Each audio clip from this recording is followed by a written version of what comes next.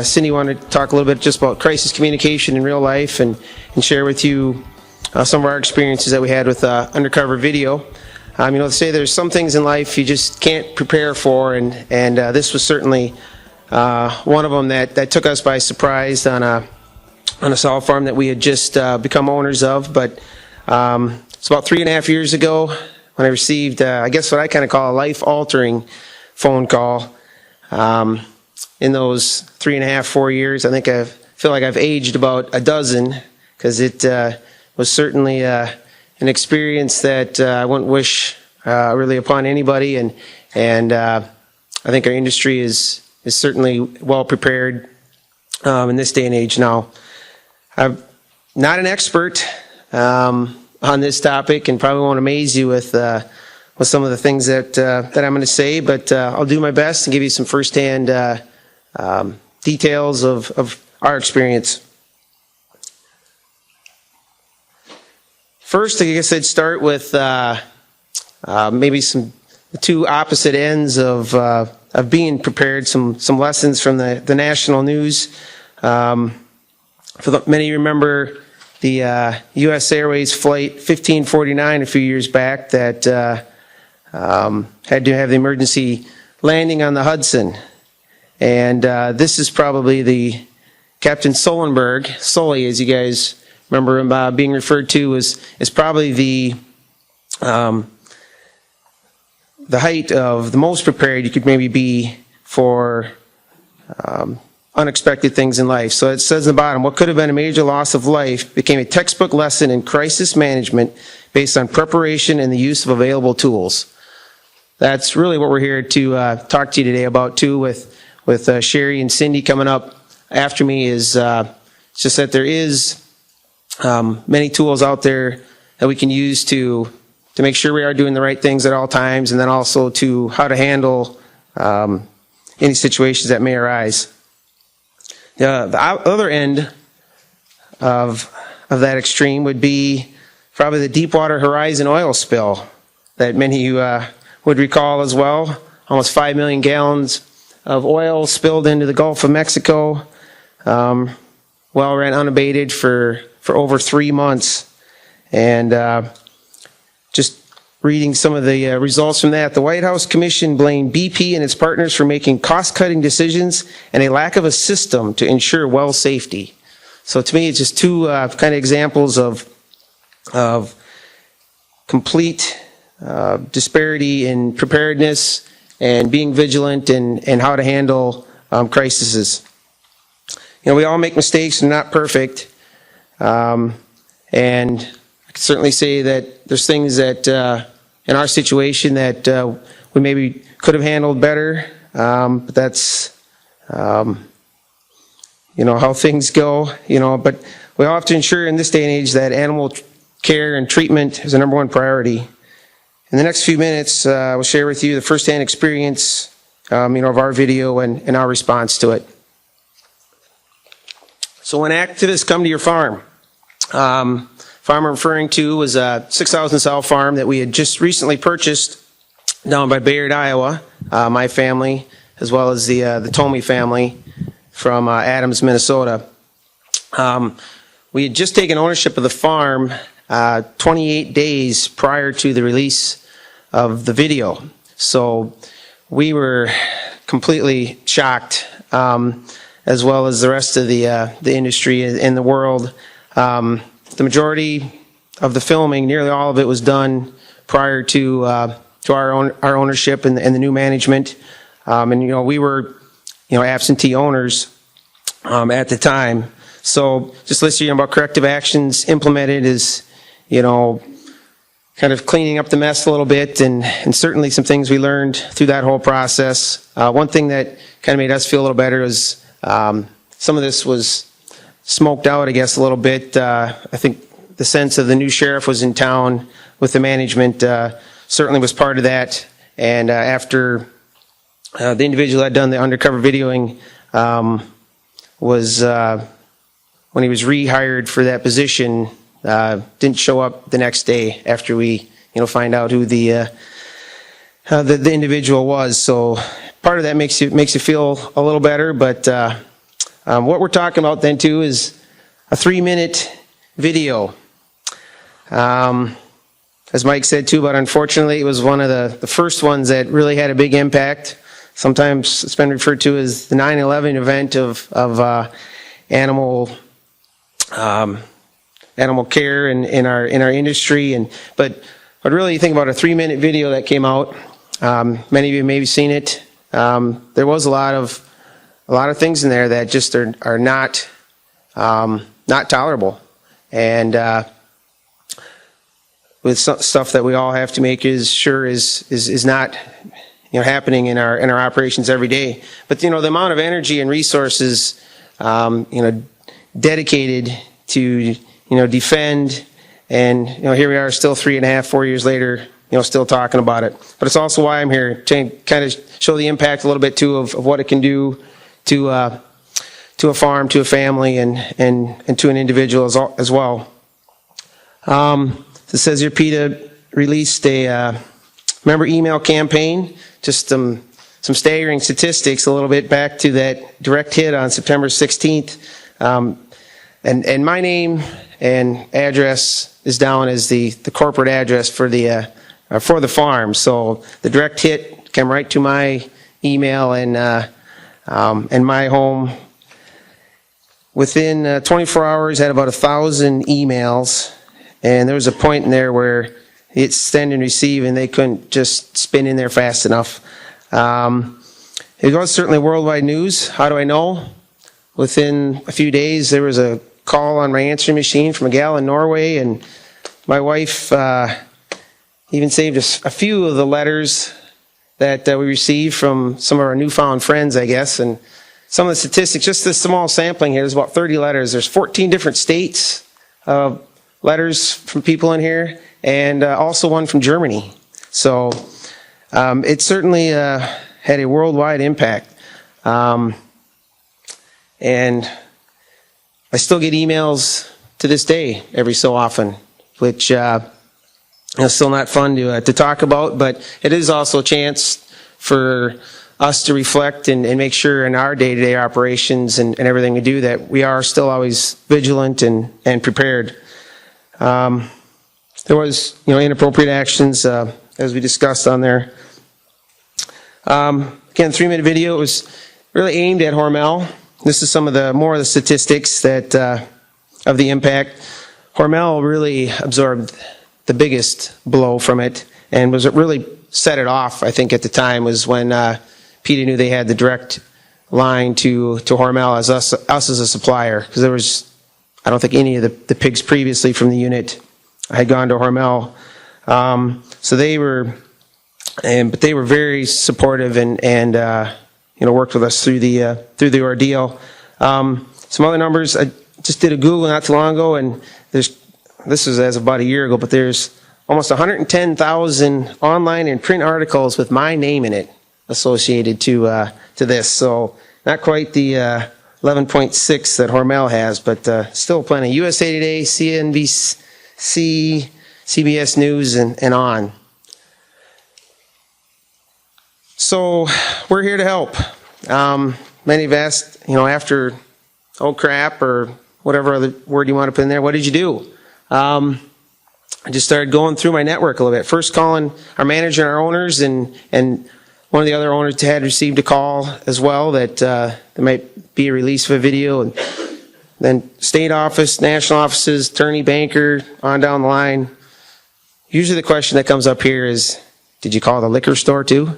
And believe me, there was a moment in there, I certainly thought about it, but the best thing about it was, they all of them said is, we're here to help. We're going to help you through this. The wheels are in motion. The real reason I'm here too is because Cindy asked me to come back and share experiences, but I, still a few years back now, I really can't thank and praise Cindy enough. She just led a coordinated effort with, we had multiple conference calls with representatives from some of the organizations I had listed there, and again, were a tremendous help on developing a strategy for how to respond to to PETA, to the media, and move forward.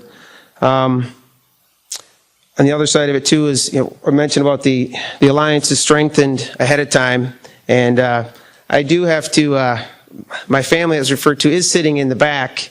I told them I wouldn't embarrass them too many times through this, but timing can be good and can be bad, but fortunately for us and having alliances, my wife Julie was actually in Washington D.C. when the video was released, and with our state exec from Minnesota, and so it was sort of a blessing in that regard that she was able to stand right alongside NPPC out in D.C.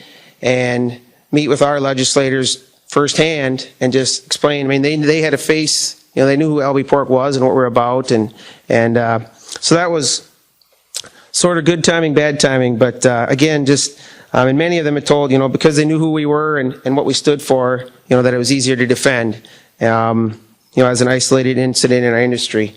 So last one is just unprecedented event. I know there was one time a phone call, I asked Cindy, I said, so what do we do next? And she's kind of like, well, this is kind of the first time for this magnitude. And so we kind of wrote the book as we went and made our way through. Crisis management, we'll briefly go through some details of, immediate response and action. And, you're literally down to a matter of minutes almost to make decisions and some of this to hit newswire deadlines and some of that. And so the more prepared you are, I know a lot of operations now have, prepared statements that they could send out just immediately to get your side of the story and facts disseminated as quickly as you can. Get it in and out of the news quicker. That's really what you want to do. A dedicated spokesperson, I think, which ended up, being me in our situation, but, dealing with PETA or whatever the organization to be is just, if you're going to meet, how are you going to do it? What's your response to be ready? And your media, just to make sure you get your side of the story. We'd viral mail, email coming back in is use today's tools as well to try to get your side of the story out. Down to some of the things that we learned as well is, again, all the time is to be vigilant, be prepared, watch for those signals. I know Cindy's and talks about whistleblower policies and that, but there's after you dig back in and investigate even more, there's on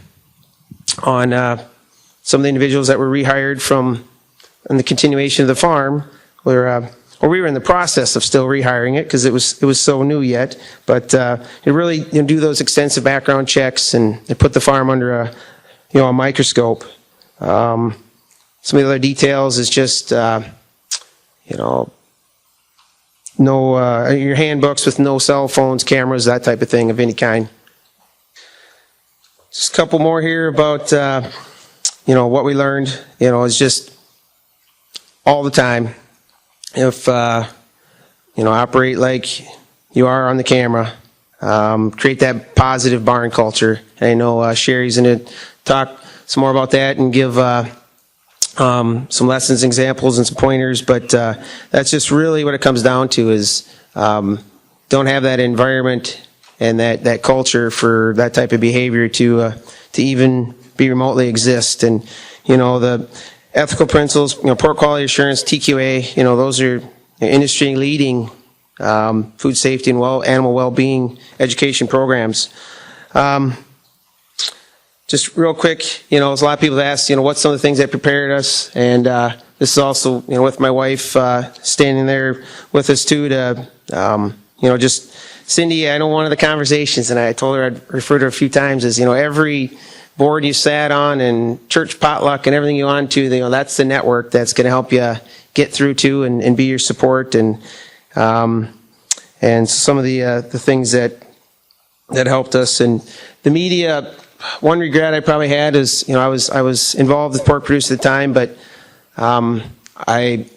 there's more extensive media and training might have come in handy as well. There's a few other things that we utilize Operation Main Street to help prepare you, but I think I just got one more. So with that, just really conclusion, it comes down to be vigilant all the time. Really have a finger out on the pulse of your operation to make sure that that positive barn culture is there all the time. That investigate anything that might be reported as, or even remotely perceived as poor animal treatment, because proper animal care has got to be the number one for us every day. And then just, to be prepared if something does come out, a video like for us or whatever it might be, that you're prepared. There's a lot of tools out there now that Cindy and the National Pork Board will talk about, because as it turned out for us, I never thought I'd be standing here having to talk about it, but it, living proof, I guess, it can happen to you. So with that, I think we'll just jump into Sherrie and save some questions for the end. So, good morning, everyone. So I'm Sherrie Niekamp, Director of Swine Welfare with the National Pork Board. I'm talking about establishing that culture that Lynn mentioned in his presentation. A lot of times when we talk about animal welfare, we really focus a lot on the animal, but there's a huge component to that, and that's the people. And regardless of the number of people in the operation that are providing care to the animals, whether it's 1 or 1,000 or however many, people are a critical component, and making sure that they embody the culture that you want on your farm is incredibly important. So when we talk about culture, it's the set of values, conventions, or social practices associated with a particular field, activity, or societal characteristic. In this case, pork production. Everyone on the farm has that ethical responsibility to protect and promote the animals' well-being that are within their care. So building that culture on the farm, as I said, begins with the employees, and finding the right employees or the right caretakers are extremely important. Lynn mentioned background checks. We know based on some literature, scientific literature, that there have been correlations between animal abuse and child abuse and neglect, domestic violence, elder abuse, and other forms of violence. So not everyone will have that in their background, but those are some key things to obviously look for and take into consideration.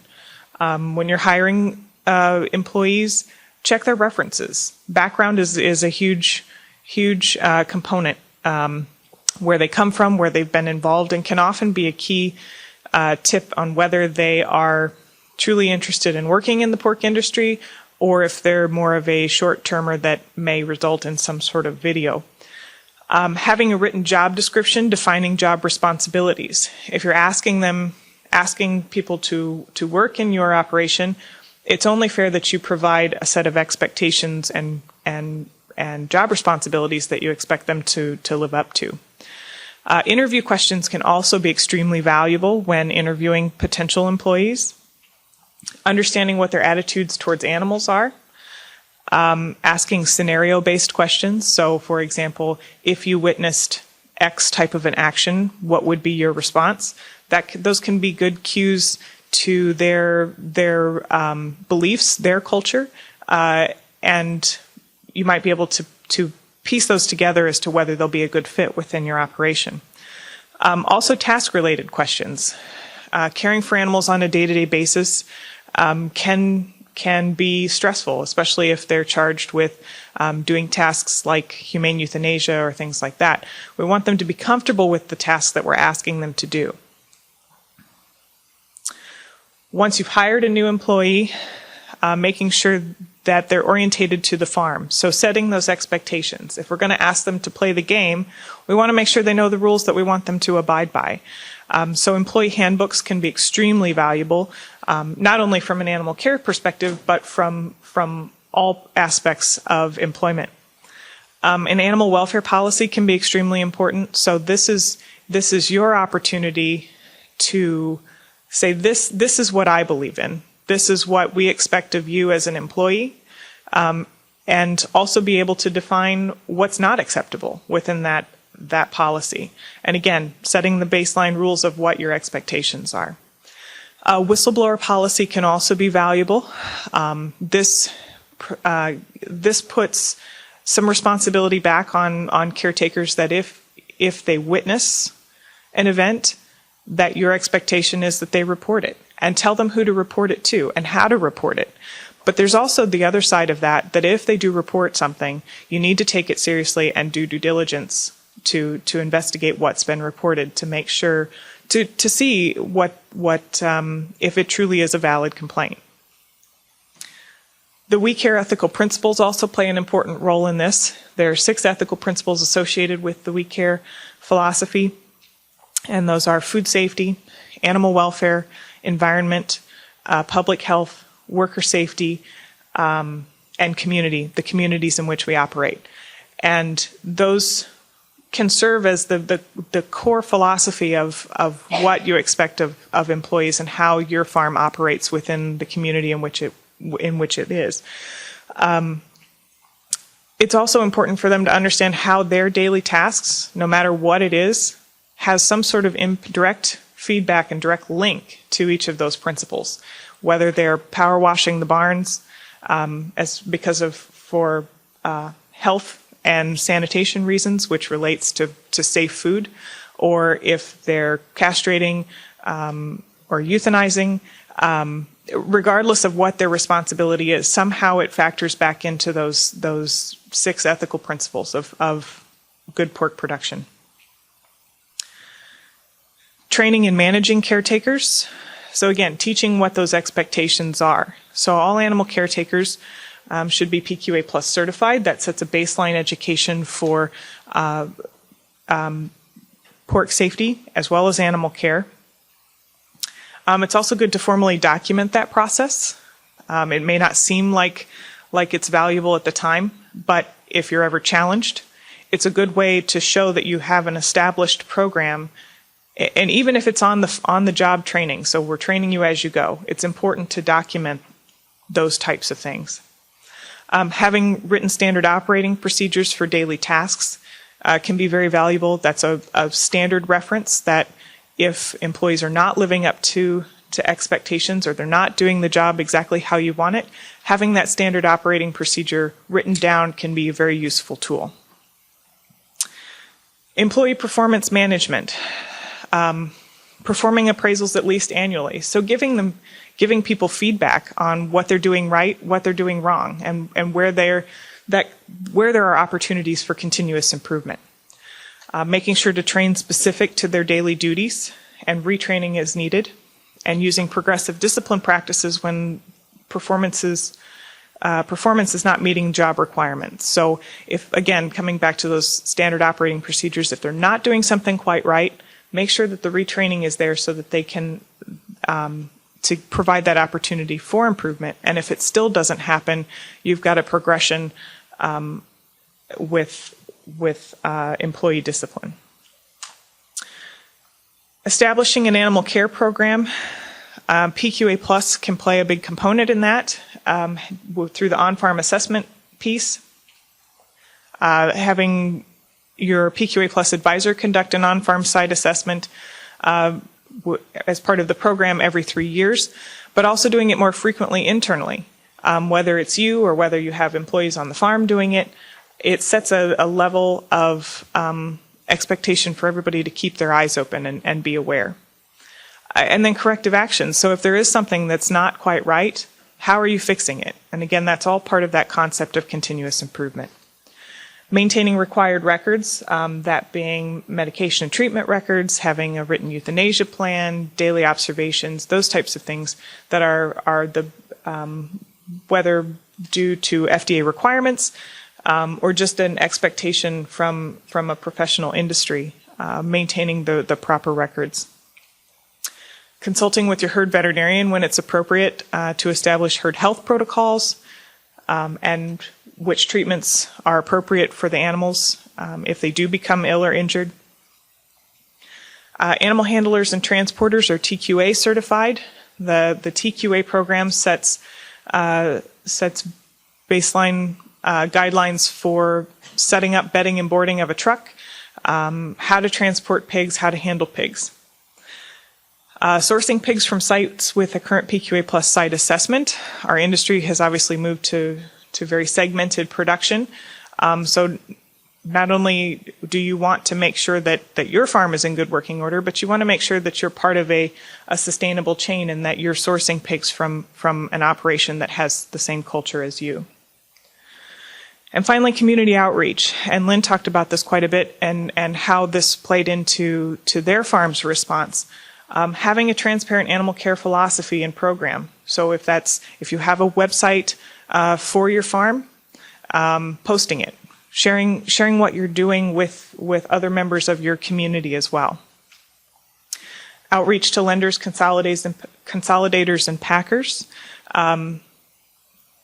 Letting them know what you're doing on a daily basis, so that if there is ever an issue or question, your farm is called into question, they have some background information on what your philosophy and what your culture is on that particular farm.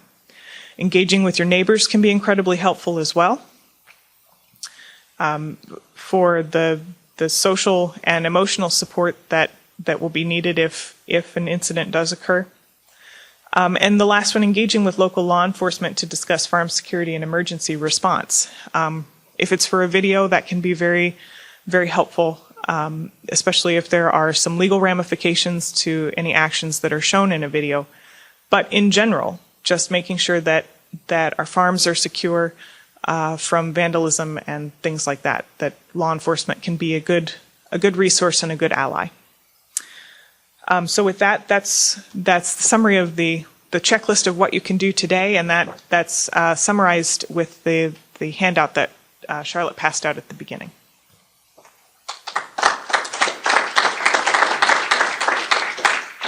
Good morning. So I'm Cindy Cunningham with the National Pork Board. Lynn talked about the specific situation on his farm. Sherrie talked about what you can do every day on your operation to assure that you're doing the right thing and that it's documented and you can show that should you get into a negative situation. Now we're going to jump into, if you do have a bad situation on your farm, what you can do and how you can be prepared. You have other action plans already in place on your farms every day, whether it's a manure management plan or a pig flow plan. These are all action plans, and that's really what we're going to create for your farm and help you create for your farm in advance of needing it is an emergency action plan. And there's an emergency action plan available on the website pork.org. It's also available by calling the Producer Service Center at 800-456-PORK. And that serves as a basic emergency action plan. Really covers everything from weather situations, tornadoes, lack of electricity, situations, ice storms, somebody gets hurt on your farm. This emergency action plan covers all of that. What we're going to talk about a little more specifically, though, is if you were to have an undercover video on your farm. So the action plan that you really need to think about, the steps you're really going to need to think about, and we ask that you would, prepare these, just have this figured out so that we don't have to do it on the fly at the last minute, is think about who is, first of all, your team lead. If you do get contacted by an opposition group, who is going to be in charge of the situation? It's probably going to vary based on the farm, also based on the leadership of that operation. A couple things you're going to need to understand, first of all, is the contact legitimate? Who else needs to know that this has happened? Who can help? And there's a lot of help out there. We'll talk about that in just a moment. Getting the facts straight is really critical. If you've ever been in, say, a car accident, sometimes it's hard to remember those facts after the situation or even a couple minutes after it's happened. The same thing is true in this situation. So write everything down so you can keep those facts straight and then know what that plan is. Lynn talked about the help that was available. There's a tremendous amount of help. These are industry events. It is on your farm. It feels very specific to you, but it is an industry event, and there is a lot of help out there. The Pork Board, your Pork Checkoff, National Pork Producers Council, your state pork associations. We all work together with the American Association of Swine Veterinarians. Extension also plays a critical role in this. And I would also say that your local law enforcement is going to be part of your team should this happen on your farm. As you start to build that plan, think about the scenario. Do the what ifs. Do the, what keeps you awake at night? Could this happen on my farm? And these are going to be segments of the plan that you're going to need to create. So who's going to have that correspondence with the opposition or with the activists that are accusing you of something? The employees on your farm. Who's going to work with those employees to make sure that they continue to do their job so your pigs get the best possible care? Pork production, make sure that those pigs are safe. That's a whole other aspect of your plan that you need to do. Legal counsel. Yes, you'll need legal counsel when this happens on your operation, and I would suggest encouraging that right from the start. Law enforcement. Are there charges that will be filed against you or some of your employees? How will you deal with that? These are all components or segments of that plan. Your external communications. Your lenders, your packers, your vendors. These are people that you're going to need to talk with immediately so that they don't read about this on the news, see it on the front page of the newspaper, or hear it on the news when they turn it on at night. You're going to want to still be in business on the other side of this situation. A good crisis plan, the rule of thumb with a good crisis plan is returning to business as usual as quickly as possible. And then industry relations, again, staying in business and being able to conduct that business. We would say the first thing that you need to protect on your farm in this situation, and I think Lynn would agree to this and attest to this, the first thing is your family and your employees.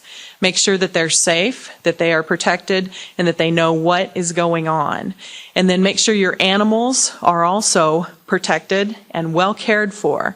If you get into a situation like this and suddenly a barn, all your workers decide that they're not coming to work because they don't want to be part of this situation anymore, who's going to care for those animals? So you need to have a plan in place to make sure that your animals are well cared for. And then your reputation. We talked about lenders, packers, vendors, people that you do business with.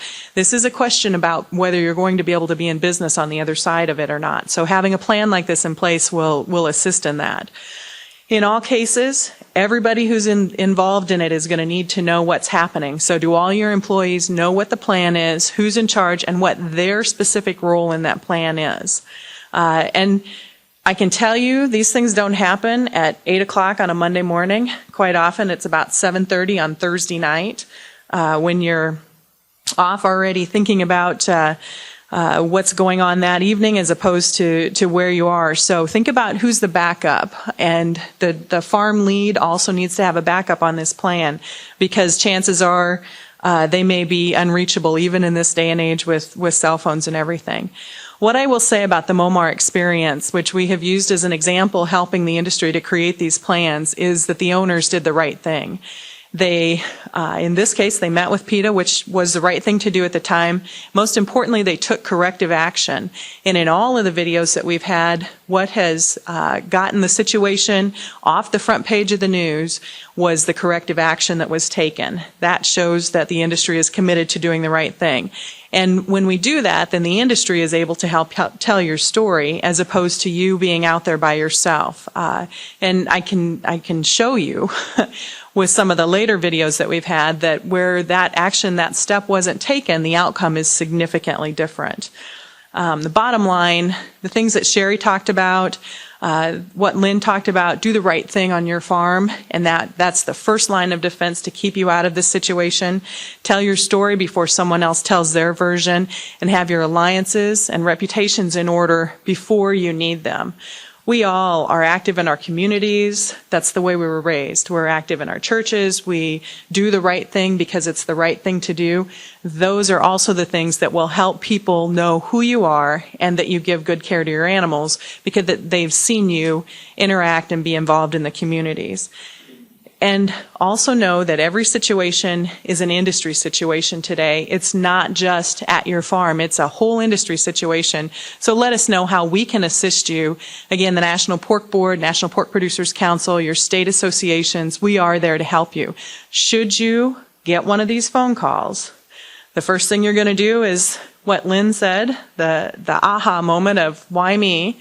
And then the next thing you need to do is call your state association or call us at National Pork Board or National Pork Producers Council.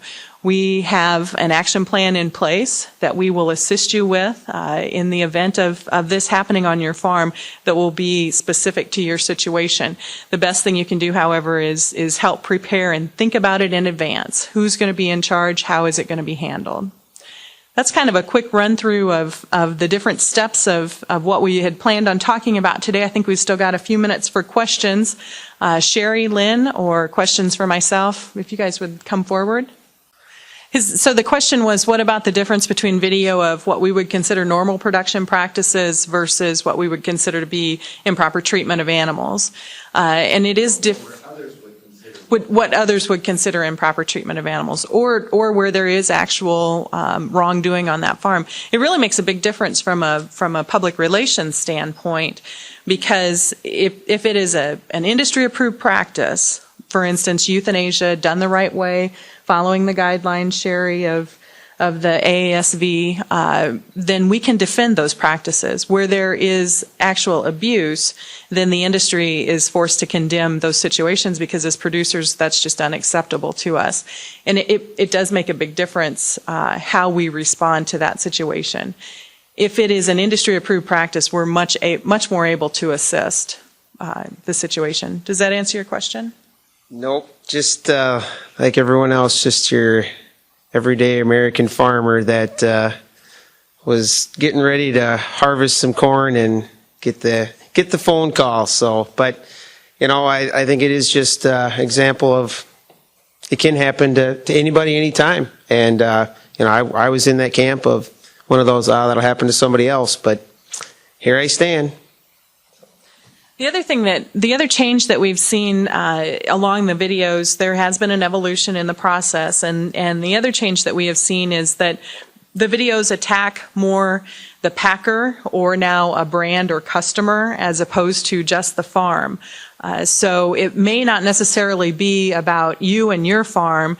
It may also be about who you market to and who they market to. Again, with that goal of trying to tarnish the brand and then tarnish the end product. So, unfortunately, it puts pork producers and farms squarely in the targets. However. Lynn, so her question was about the media and how important it is to work with the media in this situation. Lynn talked about media as part of his response and how fast they needed things and the turnaround for the deadlines. And that is definitely one of the segments that you need to be focused on, is who's going to deal with the media, with your external communications. Media has changed greatly just in the last few years with the advent of Twitter and Facebook and electronic news. We are now in a 24/7 news cycle. Used to be we'd have at least a couple hours, if not a day, to be able to respond to the media and respond to their requests. Even print publication that is a monthly publication still has an online news service that they're feeding. So news today happens immediately. And if you don't tell your story immediately, someone else is going to tell your story for you, and chances are it's not going to be the way you're going to want it told. So if you're not in the same news cycle as the opposition who's painting the picture of your farm, the question becomes, will you be able to be in business when this situation ends? So you've got to be able to respond as quickly with the media and others as possible. And we've seen law firms that were hired for farms in these videos. A lot of farms have legal counsel that they work with. You guys ended up with a public relations firm assisting you. That was actually one of your vendors helped to supply the PR assistance once it got very specific to their operation. These are all things you need to consider. The cost is great financially, but it's also cost to your reputation, the ability to raise pigs. The bottom line is, as pork producers, we need to do the right thing, be able to care for our pigs, be able to make sure that our employees are doing the right thing every day on their operation. Sherrie's handout, I think, really details that. And then make sure that should something happen, that we get immediate assistance and work together as an industry for the benefit of the industry.